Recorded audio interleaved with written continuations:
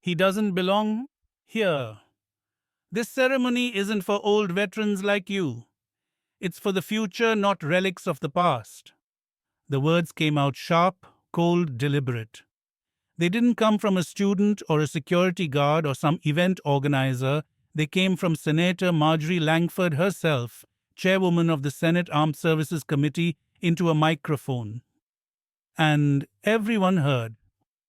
The wind paused. Even the American flag behind the podium seemed to hesitate. James Halstead didn't move. He didn't speak. He just lowered his eyes and took a quiet step back, a man who had once led Marines through fire now being told in front of hundreds that he didn't belong. Let me ask you something. What would you do if you saw a 76-year-old veteran humiliated in public by a senator at his own son's graduation? Would you say something? Would you stand up? Comment the word stand, if you would. Because 6 men did. And everything changed after that. But before we get there, you need to see exactly how this began. It was just after 8:00 a.m. at Mikulski Field, the outdoor stadium of the U.S. Naval Academy in Annapolis, Maryland. The sky was clear, sun soft, and the white folding chairs lining the field shimmered in perfect rows. On every chair was a roll program with gold embossed print, Naval Commissioning Ceremony, Class of 2025. James Halstead walked with a limp. His steps were slow but steady. He wore an old Marine M65 field jacket, faded olive sleeves frayed at the cuffs, the brass buttons dulled by time. His boots were scuffed leather soles worn thin, and in his hand, folded carefully, was a small card in blue ink, "Dad, I want you in the front row." That was from Lucas, his son, his only son. James had been up since 4:30 that morning. He'd pressed the jacket 3 times, brushed his boots with a toothbrush, even ironed his old Marine tie, though it didn't match anything he wore anymore. This wasn't vanity, it was respect. He reached the velvet rope just behind the guest of honor section. There was an empty seat right on the aisle. James took a breath. Then a woman in a black pantsuit stepped in front of him. Clipboard clutched like a badge of power. "Sir," she said stiffly, "this section is reserved. Credentials." James held up the card. "My son wrote this. He's graduating today." She didn't even glance at it. "No official pass. You'll need to step back." He stood there a moment longer, not in protest, just trying to understand. That's when she turned her head and nodded toward the left of the stage. A man in a suit, earpiece in, approached quickly. Another followed. Security. James backed up without a word. That should have been the end of it, a quiet misunderstanding. But then the microphone buzzed, and Senator Langford leaned in. With a smile colder than steel and a voice sharp enough to split wood, she said clearly, "This ceremony isn't for old veterans like you. It's for the future, not relics of the past." The words fell like hammers. James blinked once. That was all. Then he turned and walked slowly toward the edge of the field. He didn't sit, he didn't shout. He just stood beneath the shadow of the exit sign, back straight, hands behind him, like he was still in uniform. The camera flashes went on. People smiled and pointed at the stage, unaware of what had just happened. Except one woman, Amelia Brooks, reporter, The Washington Post. She had arrived early looking for a human story to go with the politics of the day, and she found it standing by the fence looking like something the country had forgotten but couldn't afford to lose. She raised her camera, then paused. Because something was happening, a scraping sound, metal on concrete. One chair moved, then another, then 6. Amelia turned her lens toward row 5. 6 men in black suits had stood. They didn't speak, but one of them, tall, thick-shouldered, with a shaved head and a steel-gray beard, pulled something from his jacket. It caught the light gold and silver. A trident. He didn't shout. He didn't march. He just started walking toward James. Amelia raised her lens. She pressed record. Cliffhanger. As the seal walked past her, Amelia heard him say just 6 words. Words that made her hand tremble on the shutter. He carried us through hell once.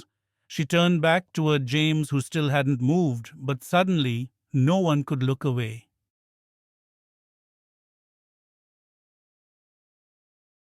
The man at the edge of the field. He's still standing there. 1 hour. Hasn't moved an inch.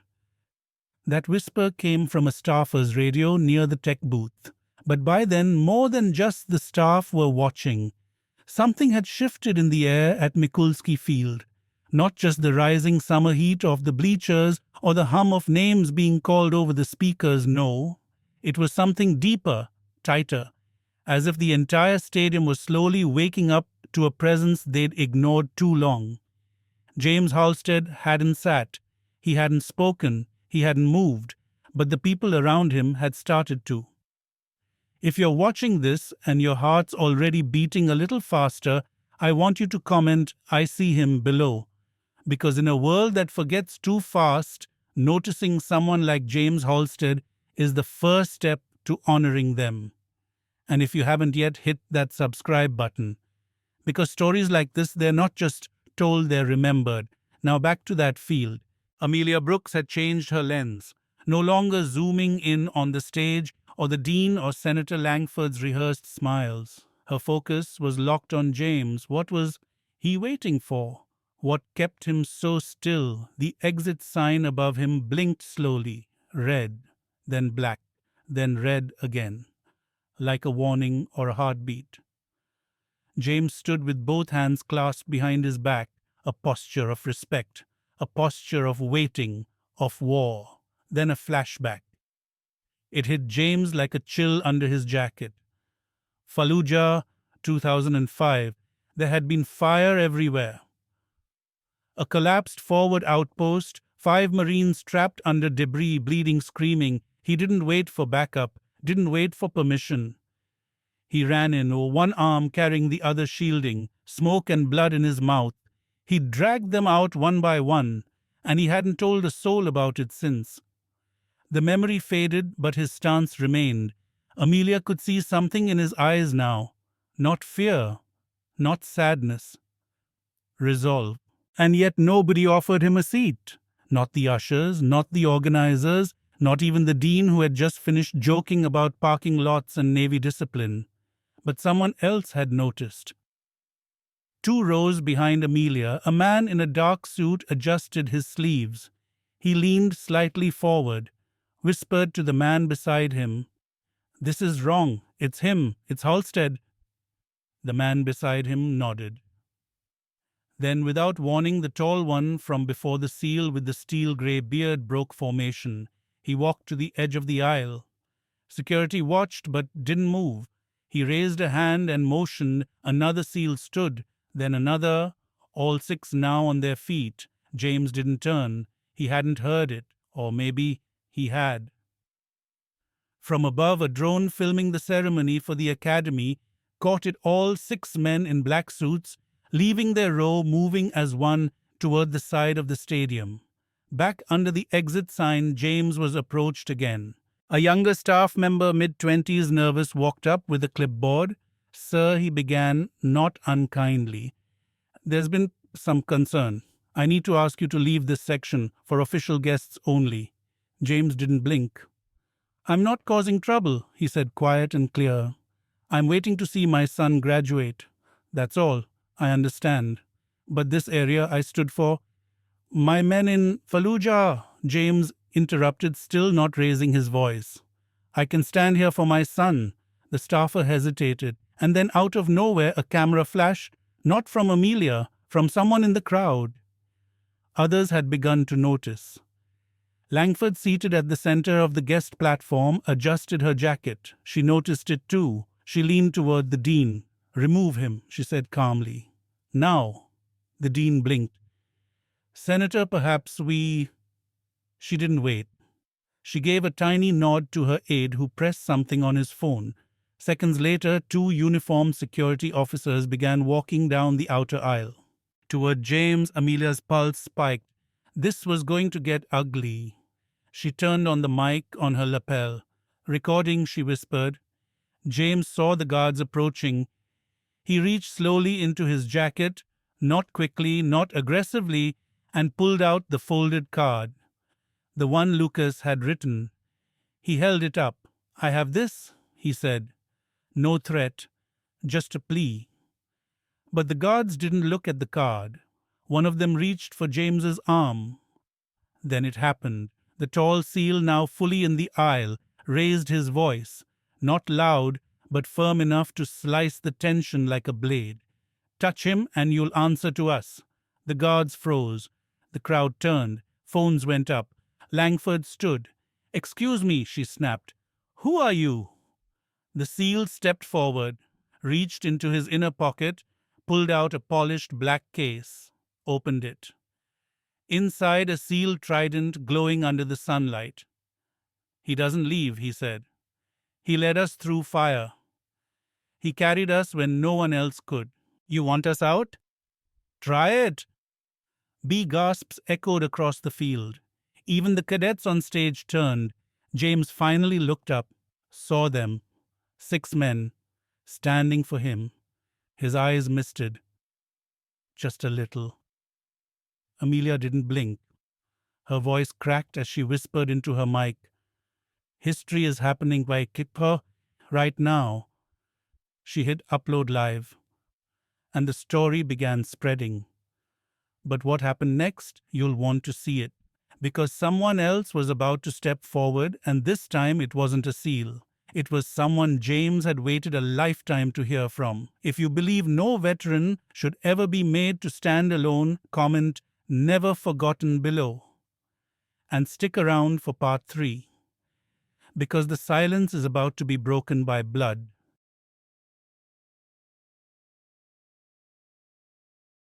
The 6 who stood. He didn't ask for anything, but he gave us everything. The voice cut through the ceremony like a flare in the night, sharp, clear, and impossible to ignore. It didn't come from the stage. It came from the 5th row. And it came from a man who had just removed his suit jacket to reveal the faded tan of a military-issued shirt beneath, the kind that only those who'd worn it into hell could recognize. The air at Mikulski Field turned electric. The gentle breeze that had once drifted across the stadium now carried weight, like the stillness before a thunderclap. 6 men stood between Senator Langford and the truth, and none of them planned to sit. If you're watching this and your heart is pounding, ask yourself one question. Would you have stood up? Type "I stand with him" in the comments below if your answer is yes. Because in this next moment, 6 Navy SEALs reminded the country what loyalty looks like. And if this story moves you, hit that subscribe button. These are the stories that must be kept alive. Back on the field, Langford took 2 steps forward. Her heels clicked sharply on the platform floor. Her voice remained calm, but her tone betrayed something else. Fear, no. Control slipping through her fingers. "Maybe this is a formal military ceremony," she said. "Not a protest, not a reunion. Return to your seats." But the tall SEAL, the one with the grey beard and trident badge gleaming under the morning sun, didn't flinch. He turned to face her directly. "Ma'am," he said the word, laced with something that wasn't quite respect. "You don't speak for those of us who bled under that man's command. You didn't see what he did." Langford's jaw tensed. "And what exactly did he do?" The SEAL glanced back at James, who still stood silently near the exit sign. "He carried us," the SEAL said, "through Fallujah. When the outpost burned, when communications were cut, when air support never came. He ran back into the flames 5 times, pulled 5 of us out, didn't leave until the last man was breathing." A hush swept over the field. It wasn't just the audience now. Cadets on the stage began whispering. Staff turned their heads. Even the color guard froze. Langford folded her arms. And did anyone document this supposed act of heroism? The second SEAL stepped forward, younger scar on his temple. I lost 2 ribs and half a lung that day. He carried me out under sniper fire. You want documents? He slapped a laminated photo onto the nearest chair. In it, a bloodied Marine being dragged across rubble. The man dragging him, James Halstead. Amelia zoomed in and whispered into her mic. Confirming photo, independent source, date stamped. It's real. Langford's face lost color, and then another twist. From the side of the stage, a new voice rose. I can verify the report. I filed it. The entire audience turned as an older man stood, dress uniform, silver oak leaves on his lapels. Colonel Donald Reeves, retired. He stepped forward slowly but firmly. I was there, he said. Commanding officer, 3rd Battalion Bravo Company. James Halstead disobeyed a direct retreat order to go back into that inferno, and because of that, 27 families didn't get a flag-folded casket that week. He looked straight at Langford. Your office buried that report. Classified it. For budget optics. For optics gasps now. Real loud, unmistakable gasps. And murmurs. Langford's expression faltered. Her eyes flicked toward her assistant, who shrank slightly behind her. She tried to speak, but before she could one more moment broke the morning open. A young man in a white cap and gown stepped down from the stage. Lucas Halstead. His steps were fast, controlled. His tassel whipped slightly as he turned the corner of the bleachers and crossed the grass. He didn't look at Langford. He didn't look at the crowd. He walked straight toward his father. James looked up. Lucas reached him. Didn't speak. Instead, in a movement, crisp and practiced, he lifted his hand in a perfect salute. The crowd held its breath. James didn't return it. He stepped forward, pulled his son into an embrace. The hug wasn't long, it didn't need to be.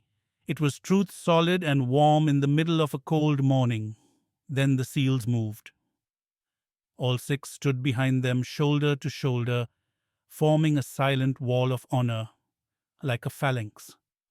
A woman in the back row stood, then another, then 20, then 100. And suddenly Mikulski Field was standing for James Halstead, the man who just an hour ago had been told he didn't belong. Langford didn't move. She was frozen in place, her authority crumbling like sand under boots. And then, the twist. Her aide's phone lit up. Amelia's live stream was trending. The hashtag #let him sit. Over 2.3 million views live. Langford's mouth opened, perhaps to retreat, perhaps to justify, but it was too late. The crowd had spoken, the cadets had stood, the SEALs had taken their positions, and James, the man who had never asked for attention, was now impossible to ignore. Want to know what happened when the ceremony resumed, when the dean returned to the mic? What he said next made even Langford look down. Don't miss part 4. And comment, he earned that seat below if you believe some honors don't need invitations. Because next, the son speaks, and the room listens.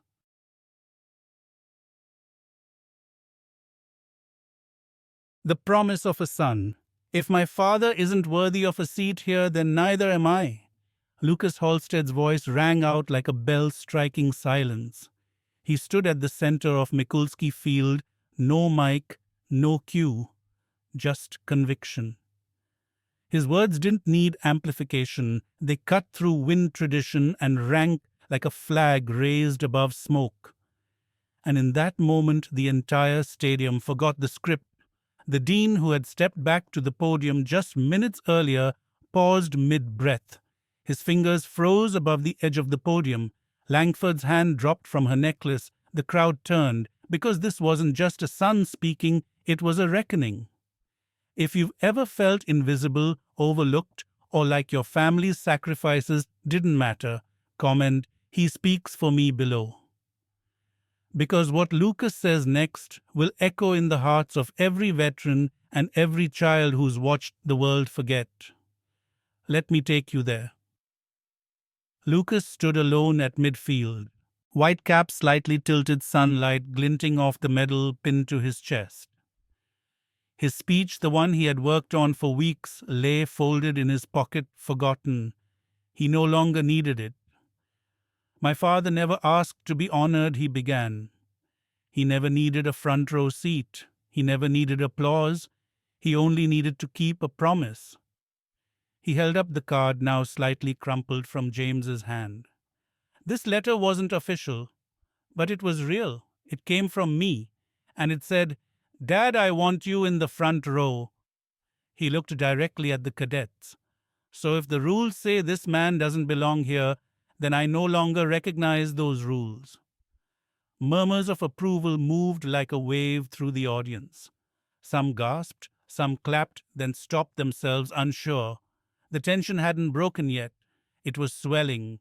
Langford, her face rigid, motioned for the staff to mute the stage mic, but the field was already listening, not to equipment, but to truth. Lucas turned towards the exit sign where James still stood, motionless, hands behind his back. His eyes locked with his father's. "I don't care about rank today. I don't care about ceremony or seats or titles. I care about the man who carried 5 Marines out of a burning outpost and never once talked about it. I care about the man who taught me to stand when no one else would. I care about the man who this country forgot until 6 brothers in black suits reminded them who he was." Lucas took a step back. Then he did something no one expected. He walked into the guest of honor section, turned and cleared his own chair. He picked it up, walked across the field, and set it down next to James. A statement so clear it needed no words. Then silently Lucas placed a hand on his father's shoulder and said, "This is your seat." And James, who had not moved, not spoken, not even blinked with emotion, finally let out a slow, measured breath. His knees bent, his body lowered. And for the first time in over an hour, he sat. It was the sound of boots on concrete that followed. The 6 SEALs, without a word, took position directly behind them, standing at attention. That was when it happened. The dean, visibly shaken, returned to the mic. He tapped it. His voice wavered. "Ladies and gentlemen, today was meant to celebrate the future, but it has also become a moment to remember the past and those who made that future possible." He turned toward James. "We failed to recognize a hero. That is on us." Then, in a gesture unscripted and unseen before in the history of the Academy, the dean walked off the stage, descended the steps, and approached James. He extended his hand. "On behalf of this institution," he said, "please accept my apology and my gratitude." James took the hand, stood again, nodded once. Still he didn't speak. He didn't need to. From the stands a student cadet stood, saluted, then another, then another. The field became a forest of rising bodies. Cadets, parents, staff. One by one they stood. Langford sat frozen. Her aides whispered. Her phone buzzed again. The live stream had crossed 4 million, trending worldwide. One voice from the back shouted, "Give him the seat you took." It wasn't just symbolic now. It was political. A voice from the stage whispered, "Do it." Langford stood, jaw tight. For a moment, it looked as if she might storm out. But the pressure, the eyes, the history was too much. With slow, robotic steps, she stepped off the stage. She approached James, and in a gesture she thought would salvage her reputation, she offered him her own chair. But James didn't move. He looked her in the eye, calm, unflinching. "I came for my son," he said, voice low, "not for your chair." Then he turned to Lucas and nodded toward the center aisle. The crowd parted, and together father and son walked side by side toward the original seat that had been denied. Second row center left, the one with the little name tag that said guest of honor, the one Langford had once claimed. The usher didn't move to stop them this time. She stepped aside. James sat. Lucas sat. The 6 seals remained standing behind them, a silent guard. The ceremony resumed, but everything had changed. The dean's voice was different now, less practiced, more human. "We are here not only to commission officers," he said, "but to learn what it means to stand even when you are told to step aside." The applause that followed wasn't loud. It was deep, real, rooted in something older than pageantry. The sun had shifted, the shadows had moved, and so had the hearts of everyone watching. If you believe James Halstead earned more than a chair, if you believe he earned respect, type "seated with honor" below. Because in part 5, the world beyond the stadium learns the truth. And something unforgettable happens next.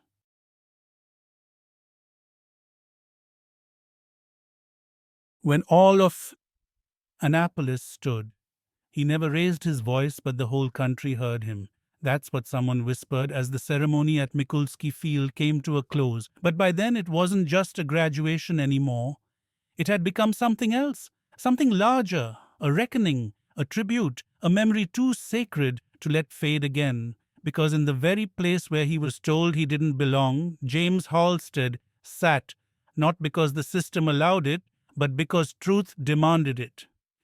If your heart is full right now, if your eyes misted even for a second, type "never forgotten" in the comments below. And if you believe the world needs more stories like this, subscribe now. Because dignity deserves a platform and justice is not a trend. It is a promise. The moment James sat down beside his son in the second row, the crowd exhaled. The tension that had strangled the air for nearly an hour lifted. You could feel it like a fog clearing over open water. But the story didn't end there. Because as the cadets threw their caps in the air and the Navy band struck the final notes, people didn't rush out of the stadium as they usually did. They stayed, they watched. Because something about James made them linger. And then one by one they began to approach. It started with a young cadet no more than 20 who paused beside James, saluted and whispered, "Sir, my brother didn't make it home. But I think you would have brought him back." James looked up. His expression didn't change, but his eyes, tired and lined with decades of silent service, softened. He nodded once and the cadet moved on. Then came another and another. A mother with tears in her eyes placed a silver star pin into James's hand and said, "That belonged to my husband. I never got to meet the man who saved him. Until now." Even Amelia Brooks, the journalist from the Washington Post, had tears she didn't bother hiding. Her camera had stopped recording, but her heart was still writing. She knew this wasn't just a story. It was an obligation. Somewhere in the stands, a father told his teenage son, "Remember his face. That's what a real man looks like." Meanwhile, Senator Marjorie Langford didn't exit through the front. Her aides had pulled her aside minutes before. The backlash was already mounting. Veterans organizations were releasing statements. Her press secretary's face had gone pale from the notifications flooding in. The microphone hadn't been the only thing recording her words. A day later, her apology would go viral, but it would ring hollow. Because apologies don't undo the silence that follows cruelty. And no press release can replace a seat that was denied out of pride. Back at the field, something else happened. One of the 6 Navy SEALs approached James and placed something small into his palm, a challenge coin. But not just any coin. It bore the insignia of a unit long since decommissioned. On the other side, engraved in deep, precise lettering, "The quiet ones lead the loudest wars." James closed his hand around it. For a moment he said nothing. Then quietly he looked up at the man and said, "You all stood taller than I ever did." The SEAL smiled. "We only followed your shadow, sir." And just when it seemed the day could not hold more meaning, Lucas, still in his cap and gown, pulled out a folded piece of paper and handed it to Amelia. "This is the real speech I wrote," he said, "but it didn't feel right reading it earlier." Amelia unfolded it. The top line read, "A father's example," and the first sentence made her throat tighten. "I didn't learn courage in the classroom. I learned it watching my father walk through silence." The sun began to dip low over the Chesapeake. The stadium slowly emptied, but James remained seated for a while longer, not for attention, not for applause, just to breathe, just to be. He watched his son laugh with classmates. He watched strangers walk by, still glancing back at him. And for the first time in many years, he felt seen. As he stood to leave, Amelia caught up to him. "Mr. Halstead," she said gently, "would you like to say anything to the people who saw what happened today?" James looked out over the now empty seats. He paused. Then he said, "You can take away a man's chair, but you can't take away what he stood for." She smiled. "And what did you stand for?" James didn't hesitate. "A promise that no one gets left behind, not on the battlefield, not at a graduation." Later that evening, Amelia's article would carry that quote as its headline, "No one gets left behind, not even at home." It was shared by veterans groups, schools, military families, and people who had never worn a uniform but understood what it meant to be forgotten. As for Senator Langford, she faced a wave of public accountability. Town halls turned against her, campaign donors pulled out, and in the next election cycle, she quietly withdrew her candidacy. No banners, no farewell tour, just silence. And James, he returned to his cabin by the Delaware River, back to quiet mornings and folded flags. But now beside his coffee mug rested something new, a sealed envelope from the Naval Academy. Inside, an invitation. To Mr. James Halstead, "You are hereby and forever a guest of honor at all future commissioning ceremonies. Reserved seat, front row, always." If you made it to the end of this story, ask yourself, whose voice are we not listening to today? Whose chair have we quietly removed, assuming they wouldn't mind standing? And if you believe that no veteran should ever be forgotten again, comment "Promise kept" below. Because sometimes justice doesn't shout. Sometimes it just stands quietly and waits until the whole world stands too.